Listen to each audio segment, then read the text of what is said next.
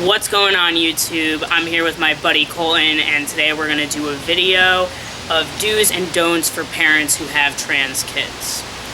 We've created a list of 10 do's and 10 don'ts, and we're just going to go through them and comment a little bit on, what we think. Do's, because we're going to start off with the good things. So, do use their chosen pronouns. Whether it's he, she, they, z, it doesn't really matter. The point is that they have chosen these pronouns, which may not be the pronouns that they were, that match the gender that they were assigned at birth, but they're just as valid, if not more valid, because that's how they feel, and you should do everything you can, as hard as it is, to try and transition over to those pronouns. Yeah, pronouns are always huge in your child's life. Whether you accept it or not, whether other people accept it, it matters to your child, and that should be key. Yeah, it might seem like something small. You may not even realize how much you are gendering them and things when you're talking to or about them, or anything for that matter, but we do tend in our society to gender everything, even inanimate objects, and to a trans person, the pronouns really are a massive part of their day. They're getting gendered or misgendered every single day, and it can literally make or break a day. I don't know about you. If I'm misgendered a million times, or even if I'm misgendered once by somebody who's really close to me, especially if I'm already having a dysphoric bad day, it can just totally wreck my day. Yeah, it definitely just spirals. Or it can even make my day. If somebody properly genders me, it could be even the telemarketer, and I'm like, yeah. 2, okay. Bond with your child by doing gender expressive activities that they like. So, whether they're F to M or M to F, or, just even if they're non-binary, they might have activities in mind of things that they always wanted to do with you, or things to make them feel more comfortable in their gender. Maybe teach your now son how to shave. What are other examples?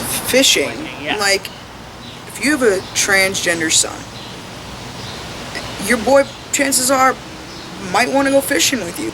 Make it a father-son day. Or if you're a mom to a trans daughter, go get your nails done. Yeah. Go to the mall. And it may not be something so transparent and obvious, something that is traditional. It may be something that is not necessarily, a gender-specific activity, but it might just be something that will make them feel better in their own skin, and it will strengthen the bond between you, and it will allow your child to feel validated and like you really support them. Oh, definitely. 3 is like the most obvious one, which is really 1 through 10 and always and forever, which is just blatantly love your child. Especially with how much hate we're getting from society and how much hate in general there is in the world right now, love your child. It's really that simple. You loved your child the moment that they were born. You loved your child the moment you learned that you would have a child. It's just really important that you let them know that you love them, especially with the high suicide rate. Oh yeah, just like Jamie said, just love your child. Nothing changed. That's still your child. The only thing that's going to change is gender. But in our minds, that never changed to us. It was always there. You just might not have known it. Yeah, or we didn't even know it, but now we do, and now you do. To show that you love your child is not that difficult. And I understand that, once your child comes out, it can be really difficult, and I know we're going to talk about that a little bit later with the don'ts, but try to go through your own transition along with your child's transition, which may not be on the same level or same page, but just try to work through those issues, and at the bottom of it, just tell your child that you love them every step of the way. Not enough for you to be like, okay, yeah, I know I love my child. You need to literally tell your child all the time that you love them. Nobody's a mind reader. Yeah, nobody's a mind reader, and even if they know in their heart that you love them, it's incredibly validating and just feels amazing, and it makes me feel more secure personally to hear that my parents love me. When they tell me that they love me and that they're proud of me, that is everything. That's definitely one of the best feelings. It totally keeps me going, and it could be the difference between your child being here today and not being here tomorrow. Absolutely. Family therapy. So family therapy is great for everybody, because the child's going through a transition, but you're also going through a transition. Everybody, family, friends, everybody's going through a transition, and it's especially important for the core family to try to transition together. It also gives your child a safe space to communicate openly with you while having someone else there to kind of help. Definitely family therapy is a good idea. Absolutely.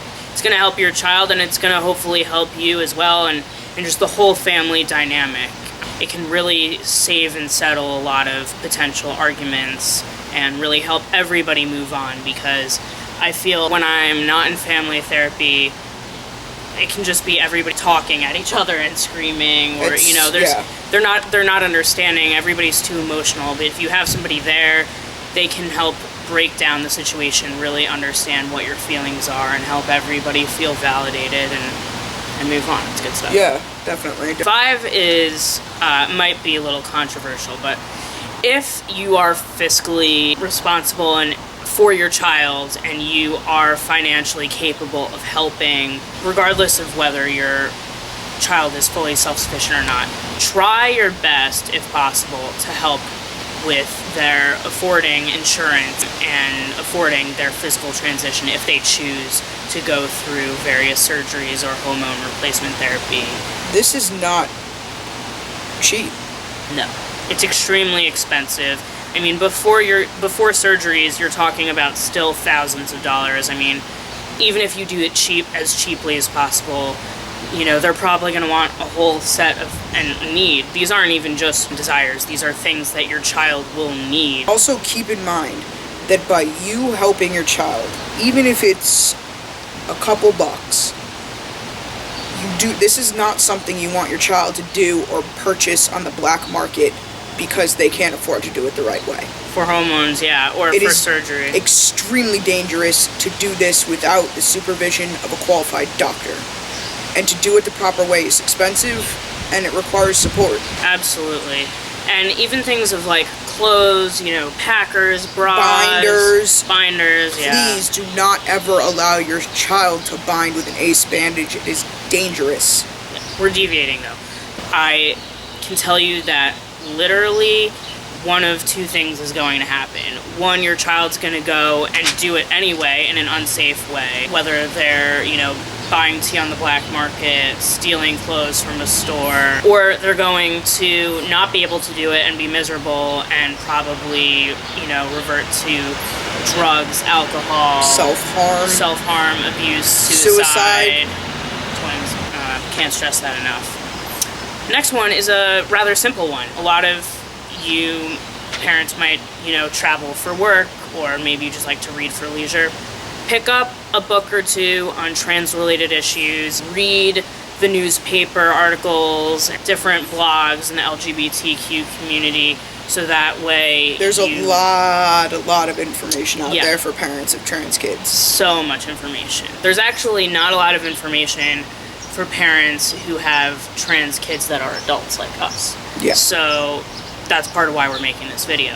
What you'll find, it's like my mom argued the same thing. Well, I'm not finding all this information on like having a trans child that's an adult.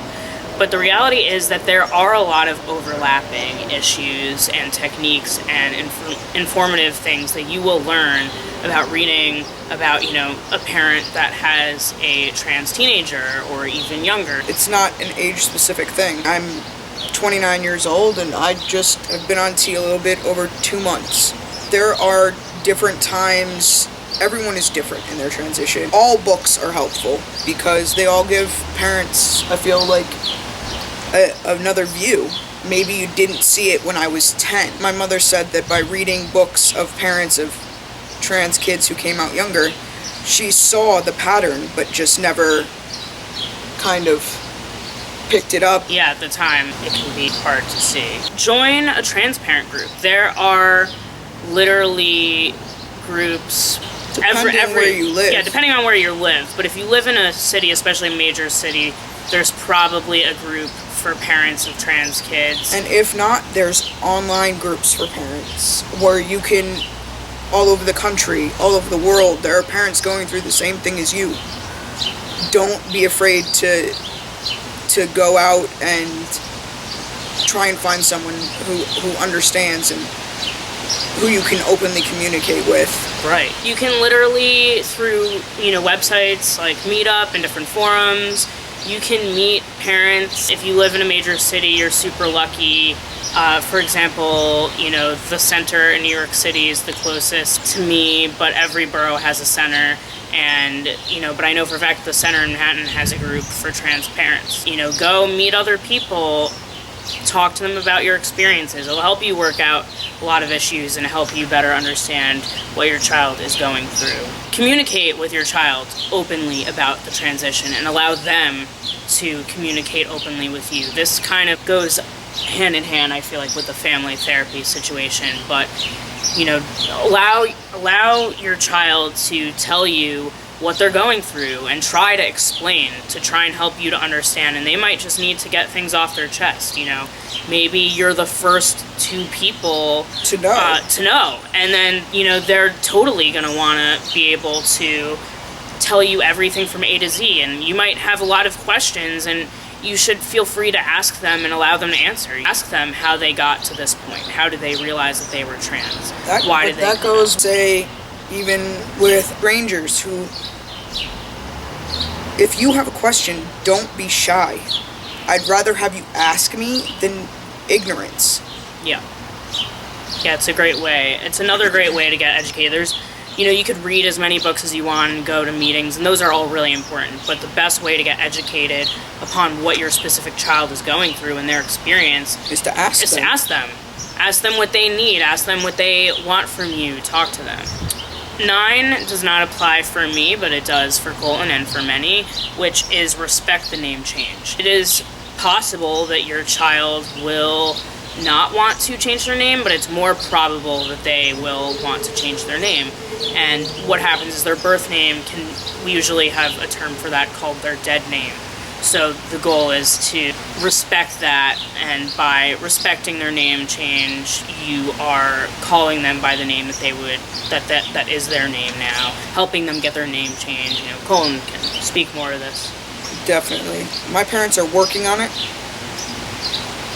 And it's hard, and we understand that it's difficult, but if you show an effort, that makes all the difference in the world. Even if you say, my mom will say my dead name first, and then she'll go, oh, I'm Kolton, and even that shows you're making an effort. Just make an effort. It means more to your child than you know. The last one, and to be clear, there are many more things that you could do as a parent of a trans child, but we're only going to list 10 because otherwise we'll be here all day, is be a good ally. And what that really means is you want to be a good ally, not just to your child, but to the entire trans community. The entire LGBT community. Yeah, the Q+. But yeah. You want to be a good ally, and what that means is not just saying, oh, I'm an ally. Go to Pride. Go and talk about trans issues. Go to a march. Educate others. There are many different ways to be an ally, but in order to be a good ally, you need to be an active ally. And that means not just saying, I'm an ally. It means putting your words and your knowledge and your feelings into action, to good use, to spreading the word. So now we're going to go to don'ts, which is a little sad. Number 1 is don't be your child's biggest bully. I know that Kolton's very passionate about this one. Do not be your child's biggest bully. Simply, jokes to you are not jokes to us. Coming out to you isn't easy. It's something that I'm sure your child sat and thought long and hard about whether or not they wanted to sit there and tell you. This is an opportunity for you to show how much you support and love your child, and it should not be taken as a chance for you to belittle and insult. Your child is going to have enough bullies in the world without you being in that circle. Don't be their biggest critic. If they are, for example, F to M, they may decide that they really care about making their physique more masculine, or they just care more about taking care of their body, and they may go to the gym a lot. They're going to be gender dysphoric, and alongside that, a lot of people, myself included, are body dysmorphic. And it doesn't help if you're taking progress pictures, if your kid's taking progress pictures or something, and you're like, commenting and criticizing them on the fact that they're doing this by joking that it's narcissistic, by saying, oh, they'll look better when the fat's gone, or, any of those things. Don't criticize their outfit choices. Don't criticize who they're interested in dating now. Even though it is your child and it's still your same child, they are going to be living their truest self, and through their transition they're going to be exploring their gender just even more, and their gender expression, and it's nothing to laugh at or judge. All I could say is just sit back and watch your child's happiness grow. Once they feel like they can be themselves. It's relieving to be able to just be ourselves, and especially if we're living in your house with no way of getting a place of our own, your support means everything. And like we said before, suicide rate in the LGBTQ community is unnecessarily high, and some of that is parental bullying. Absolutely. This is an obvious one, but it needs to be said because it unfortunately happens too often. Don't disown your child. I don't even think there's anything else to comment on that. It's just blatantly don't disown your child. Don't do it. I think we can move on. Don't try to force your child to live as the gender that matches their assigned sex at birth. It's absolutely horrible to be forced into a dress or to be either way masculinized or feminized with different looks, activities, actions. Don't sit there and say, do this, do this, do this, and be this way. Let your child just be themselves. And gender and sexuality are both fluid, and you might have a child who's F to M who may not be, as society typically says, their version of masculine. And that's okay. That is perfectly fine. They may be a mix of both. They may, not identify with one gender specifically. I know female to male trans guys who still like makeup. That's fine. Just let them be. Don't ignore it. Yeah. Don't ignore that this is happening. As we said in all of the dues, make that effort. Don't not try to get the name right, the pronouns right, to respect them, to be supportive. Yeah, just don't ice them out. Don't brush it off. Yeah. This is something serious to us. It's not, I just woke up one day and decided I wanted to be the other gender. No, it's not a phase, we'll say. No, it is not a phase. I mean, it is totally possible that your child could not understand for a really long time themselves, and then, we all don't, and then one day you just kind of wake up and you do. But that's not the same as waking up one day and just deciding to switch genders. That's not how this goes. It's not a choice. Don't use their dead name. As we said before, the dead name is the name that they were assigned at birth. Some may keep it. I kept my birth name. Some change it. Don't use their dead name. We, again, understand that's extremely hard and it takes time, especially the older your child is, the longer you've been living with them as their name that you gave them at birth, but make that effort. Don't out your child. That is the worst thing that you can do. Being trans does not define your child, and we understand that you need people to talk to who understand. And that goes back to find a support group. Don't just tell your entire family. It's not your place. It's your child's place to decide. And you can be there and support your child. Outing your child can be very dangerous. If you've watched the news lately, especially Pulse, for example, in Orlando, was a nightclub, a gay nightclub, that was shot up. 49 died. It was the largest massacre in our history of its kind. It's just horrible. These horrible things based around hate are happening all the time to those in the LGBTQ plus community, and you especially don't know trans people. Necessarily who you're outing your child to. You don't know their opinion on it. It may be also that your child is out. Like, for example, I have my YouTube channel. I'm out on the internet.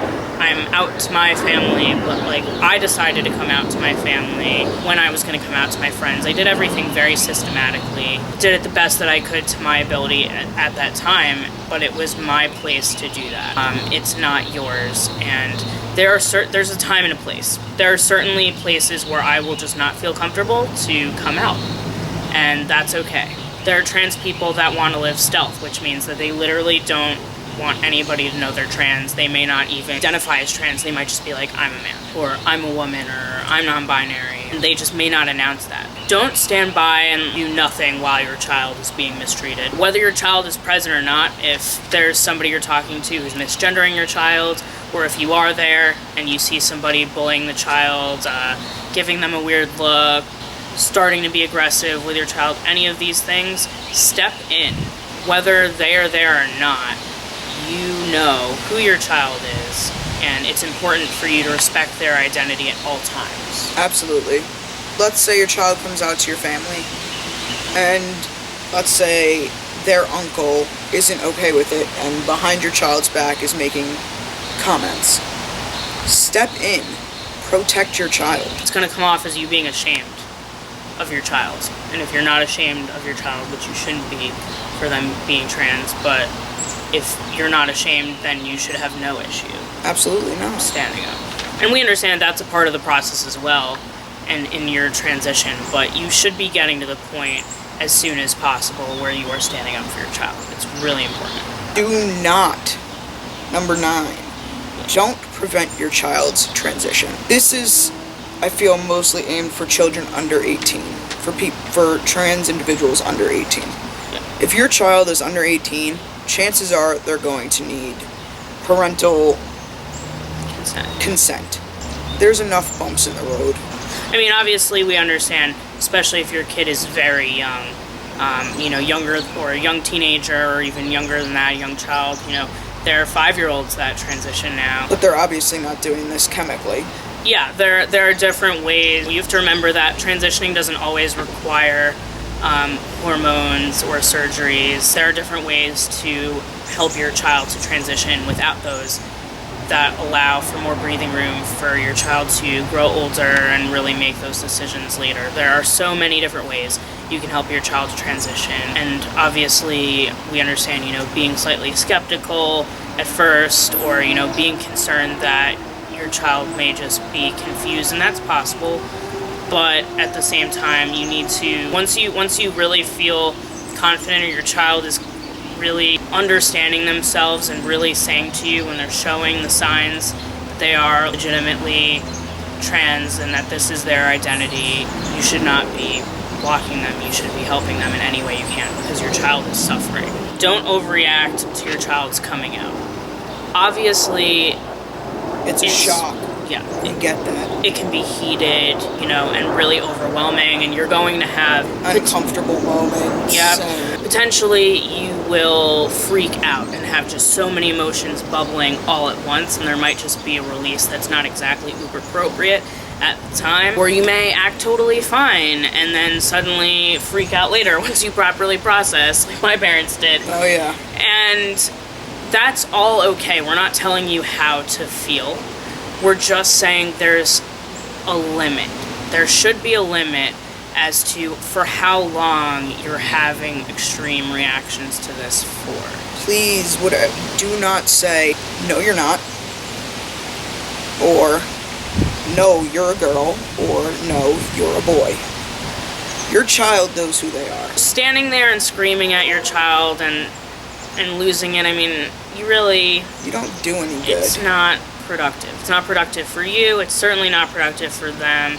When your child is coming out to you, probably their most, if not one of their top 5 most vulnerable moments in their life. And if you're just going to overreact then, or freak out, that's one thing. But then to keep up that steam for weeks and months is just not healthy for any of you, and it can really be traumatizing. Transitioning is a really big deal, and your child's going to remember this for the rest of their life, and they're going to remember it exactly how it happened, and it's not going to be you who can determine how it happened. It's how they felt about it. So even if you feel like it didn't all happen exactly how they described. It's how they felt and how they were internalizing and perceiving the situation and these memories. And that is what's going to stick with your child, not what necessarily happened to a T, but how they remember it. That goes back to don't be your child's first bully.